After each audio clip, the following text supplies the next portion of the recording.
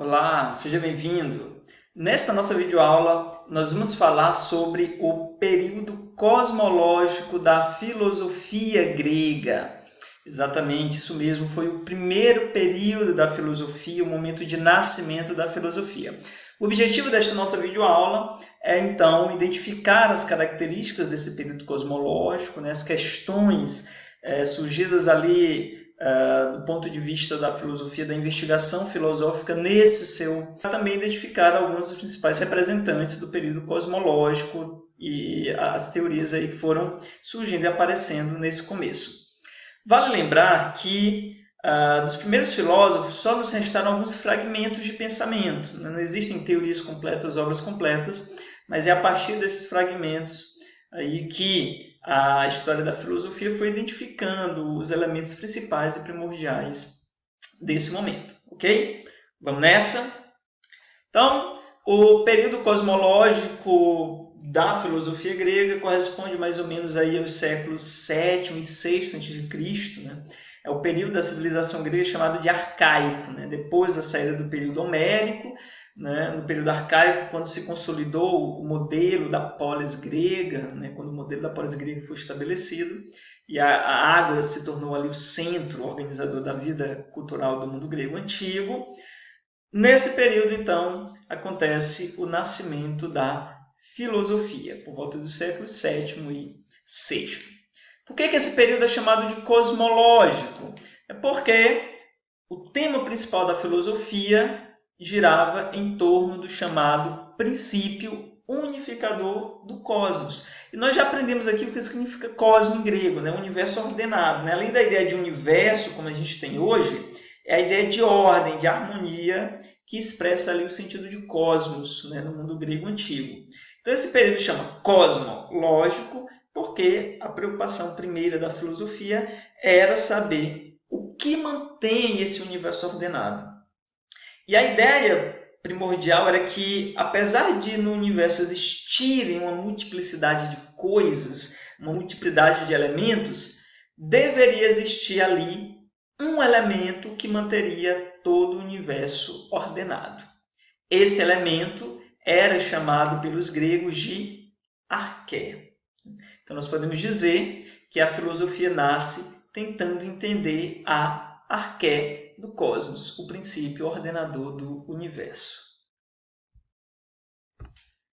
E para estudar esse princípio ordenador do universo, vamos tentar compreender ali algumas das primeiras teorias, alguns do pensamento dos primeiros filósofos.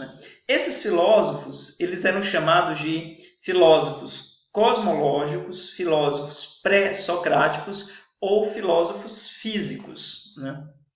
Cosmológicos por quê? Justamente porque a preocupação inicial da filosofia girava em torno do princípio ordenador do cosmos. Então, como eles estavam tentando entender, buscar uma explicação racional e não mais mítica, não recorrendo a forças sobrenaturais sobre o cosmos, esses filósofos, então, foram chamados de filósofos cosmológicos, são conhecidos como cosmológicos. Eles também são chamados de filósofos pré-socráticos, uma precedência ali que não é uma precedência só cronológica, Ou seja, eles são pré-socráticos porque vieram antes de Sócrates. Mas por que Sócrates aqui? Não poderia ser outro filósofo? É porque Sócrates é considerado como um cara que revolucionou ali a filosofia no mundo grego antigo, Sócrates deu uma guinada ali na tarefa da filosofia, na forma de pensar, na forma de viver a filosofia. A gente vai entender isso quando estivermos falando um pouco sobre Sócrates, claro. Então a filosofia muda um pouquinho com a figura socrática, A filosofia ocidental, de certa forma, é herança dessa guinada aí da filosofia socrática. Por isso aí, como eles vieram antes do Sócrates, eles são chamados de pré. Mas também é um pré aí temático, é porque a maneira de filosofar, o objeto da filosofia, a tarefa da filosofia aí muda também um pouquinho com Sócrates. Por isso que eles também são chamados de filósofos pré-socráticos. A precedência no tempo, vieram antes de Sócrates, lançaram as questões da filosofia antes das questões socráticas, e um pré aí, uma precedência também na temática e na maneira de pensar e de fazer a filosofia, que vai ali também mudar com Sócrates. E são chamados também filósofos físicos, ou filósofos da physis. Physis em grego significa natureza. Porque para esses primeiros filósofos, a explicação sobre o universo não poderia ser buscada fora da natureza, mas na própria natureza. Por isso também filósofos físicos ou da física. Bom, não era a filosofia aí uma ciência experimental que você comprovava, né, por meio de experimentos aquilo que você estava dizendo, né? Então, era um exercício lógico, um exercício de pensamento. Então, sempre que questões eram levantadas, respostas eram buscadas e essas respostas às vezes geravam novas perguntas. Por isso, surgiram diversas teorias aí sobre esse princípio ordenador do universo no pensamento grego antigo. Esse conjunto de respostas foi unificado em diferentes escolas, né? Então, lembrando aqui que essas escolas não existiram especificamente lá no mundo antigo. Elas foram reunificadas, ou melhor dizendo, elas foram unificadas depois a partir aí das suas propostas explicativas. Essas escolas são unificadas em 3 principais grupos, que se estendem em 4, porque uma delas, que são as escolas itálicas, são divididas depois em outros 2 grupos, certo? 2 subgrupos, né? Nós podemos falar aqui da escola jônica, das escolas itálicas e das escolas pluralistas. Então, vamos ver o que identifica cada grupo de pensadores nessas escolas. Vamos começar pela escola jônica, então, né? Então, a filosofia ela não nasceu naquela que seria, no período clássico, o berço da civilização grega antiga, que foi a cidade de Atenas, né? Então, não foi lá no centro cultural, uma das mais importantes cidades e estados gregos do mundo antigo, que a filosofia nasceu. Ela nasceu nas colônias gregas, certo? Em outras regiões, e especificamente ali na região da Jônia, né? Que dali da região da Grécia, das colônias gregas, indo ali para a região da Ásia. Então, foi ali que nasceu a filosofia, né, na Jônia, né? Então, a Jônia corresponde a um território ali com várias pequenas cidades, estados, vários territórios gregos. E foi lá, então, que nasceu a filosofia, por isso que essa escola é chamada de escola jônica. O que unifica ali os pensadores da escola jônica? É porque eles foram buscar nos elementos da natureza esse princípio ordenador, esse elemento ordenador do universo, né? Então, essa é uma peculiaridade aí da chamada escola jônica. Buscar nos elementos da natureza o princípio ordenador e unificador do universo. Ok? Então vamos conhecer aqui quem são os representantes da escola jônica. São eles: Tales, Anaxímenes, Anaximandro e o Heráclito, né? Então esses são aí os representantes da escola jônica. E cada um deles propôs, então, um elemento diferente da natureza como princípio ordenador do universo. Vamos começar pelo primeiro lá.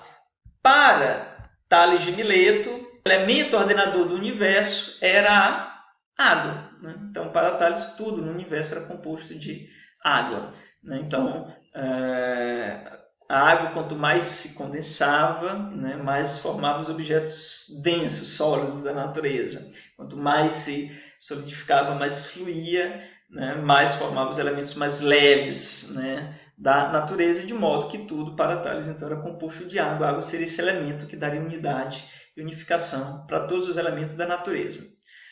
Para Anaxímenes, o princípio ordenador do universo era o que em grego se chamava de apeiron, né? Algo com uma espécie de força infinita ou entidade infinita, né? Existe um elemento infinito que permeia todos os elementos e está presente em todos os elementos da natureza, dando unidade, dando ordem para esses elementos. Para Anaximandro, esse elemento ordenador do universo seria o ar, né? Pneuma, em grego, né? Pode significar sopro também. O termo pneuma foi utilizado depois na tradição judaica para traduzir também o termo espírito, por exemplo, né? Então, existe uma espécie de sopro, de influxo aí, que está presente em todos os elementos da natureza, dando unidade, dando coesão, dando ordenamento para todos esses elementos da natureza. E Heráclito, por exemplo, é um dos filósofos aí da escola jônica que já elaborou um processo, a gente já aprendeu aí, já conseguimos extrair alguns elementos mais complexos do seu pensamento, né? Porque ele não só atribui esse princípio ordenador do universo a um elemento da natureza.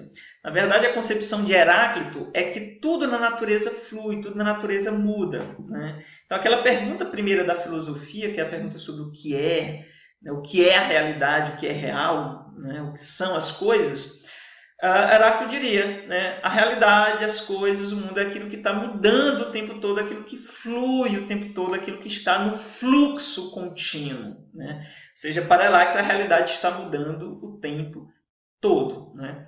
É a Heráclito que é atribuída, por exemplo, àquela frase um homem não toma banho 2 vezes no mesmo rio, né? Porque quando ele volta lá, nem o homem será mais o mesmo homem e nem o rio será mais o mesmo rio, porque as coisas estão mudando o tempo todo, né? Esse processo de mudança contínua que caracteriza a realidade como um todo, Heráclito chamou de devir, né? Devir, ou movimento de vir a ser. Ou seja, para Heráclito, nada é, tudo está em movimento de vir a ser alguma coisa, vir a ser uma outra coisa. Tudo está em processo constante de mudança e de transformação. Por isso que o elemento que caracteriza esse princípio ordenador do universo para Heráclito é o fogo, né? Porque o fogo é um elemento que só existe na mudança, né? É preciso que algo esteja sendo consumido, passando de uma situação para outra, para que o fogo exista, né? E o fogo também é aquilo que promove essa passagem, mudança de uma situação para outra, né? Então, o fogo é fluxo, né? O fogo é movimento contínuo, o fogo é transformação. E por isso aí, para Heráclito, o fogo seria o elemento responsável por ordenar e unificar todo o universo. O próximo grupo de escolas são chamadas escolas itálicas, né? Então, elas recebem essa definição, como no caso das primeiras, porque elas situavam-se aí nas colônias gregas da região da Itália, né? Então, mais uma vez, a filosofia ainda não está lá naquele centro cultural do mundo antigo grego, né? E as escolas itálicas também tinham um elemento em comum, né? Elas buscaram esse elemento ordenador do universo em algo abstrato, alguma coisa que não fosse tangível, alguma coisa que não fosse percebida por meio dos sentidos, mas captada só pelo pensamento, né? Então, esse elemento, esse princípio ordenador do universo, não é um elemento extranatural, claro, não é um elemento sobrenatural, mas é algo que não está imediatamente visível como nos elementos da natureza, mas seria então um elemento abstrato, né? Aqui nós temos 2 outras escolas, né? A chamada escola pitagórica e a chamada escola eleata. Por isso que algumas vezes você pode encontrar aí as escolas da filosofia pré-socrática, em vez dos 3 primeiros grupos, você encontra logo 4 grupos: escola jônica, escola pitagórica, escola eleata, escolas pluralistas, tá? Porque as escolas itálicas aqui se dividem na escola pitagórica e na escola eleata. Então vamos ver aí qual era esse elemento abstrato buscado por cada uma dessas escolas. A escola pitagórica recebe essa definição porque o seu fundador e principal representante foi Pitágoras de Samos, esse mesmo, aquele que você já conhece lá do chamado Teorema de Pitágoras. Então, Pitágoras ele não só lançou as bases para diversas questões da matemática, como Pitágoras considerava especificamente o número como sendo o elemento ordenador do universo. Então, lembrando que o número aqui é uma entidade abstrata, né? Ele não possui realidade empírica, ele só possui realidade ideal. Ou seja, o número existe enquanto ideia, enquanto noção, certo? E para Pitágoras, essa noção abstrata, ela representaria toda a ordem e a harmonia do universo, né? Então, a arqué do cosmos para Pitágoras era o número, né? A escola pitagórica, inclusive, fundou uma espécie de seita secreta que mantinha guardados certos conhecimentos da natureza e que eram aplicados em vários elementos de atividade dos pitagóricos, né? Esses conhecimentos, essas noções matemáticas, por exemplo, foi muito empregado ainda na Grécia Antiga, em construções, em edificações, na arte, como na escultura, por exemplo, na própria música. Pitágoras já havia lançado, por exemplo, a base da principal consonância musical existente até os dias atuais, que é a oitava musical, né? Que para Pitágoras é exatamente a metade da primeira musical, certo? Então, a tonalidade da primeira e da oitava é uma tonalidade muito próxima, muito parecida, consonante, né? Que hoje a gente chama de oitava, né? O intervalo aí musical é composto entre a primeira e a oitava. Essa medida aí da oitava ela já havia sido estabelecido desde Pitágoras na Antiguidade Grega. Então, essa mesma harmonia que se encontra na música, por exemplo, para Pitágoras se encontrava também em todo o universo, né? O universo possui uma harmonia como a música possui uma harmonia. O que é harmonia na música? É justamente quando você tem sons diferentes que, ao serem ecoados juntos, soa de maneira agradável como se fosse uma coisa só. Então, essa unidade das diferenças, né, na música que a gente chama de harmonia, Pitágoras havia aí sendo mantida no universo graças aos números. A segunda escola itálica, a escola italiana, é a escola eleata, né, que tem também no seu fundador e principal representante Parmênides de Elea. Né? Elea era uma das colônias gregas da região da Itália e por isso a escola se chama escola eleata. Né? E Parmênides dizia que a realidade era mantida, unida, ordenada por conta de uma entidade abstrata que na filosofia parmensiana ficou conhecido como conceito de ser. Né? Existe um ser na realidade que mantém a realidade sendo aquilo que ela é.